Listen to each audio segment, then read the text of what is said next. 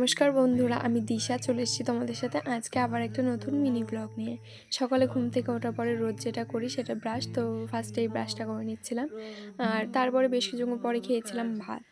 আর দুপুরবেলায় অনেকগুলো লেবু কেটে নিয়ে বসেছিলাম, কারণ লেবু জল করব আর আইসক্রিমও করব। আসলে মা আগের দিন অনেকগুলো লেবু এনে দিয়ে বলছে যে একটু লেবু জল করে রাখিস, কাজ থেকে আসি তো এসে একটু লেবু জল খেলে ভালো লাগে।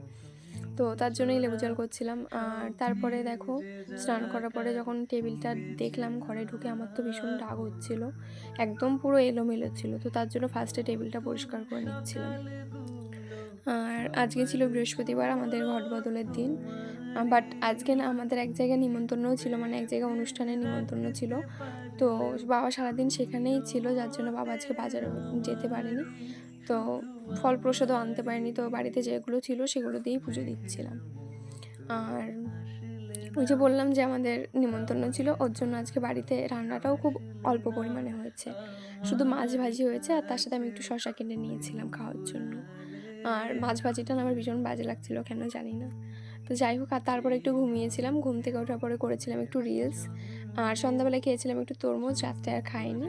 তো চলো বন্ধুরা, দেখা হচ্ছে অন্য ব্লগে। ব্লগটা ভালো লাগলে অবশ্যই লাইক কমেন্ট করে সাবস্ক্রাইব করে পাশে থেকো। টাটা।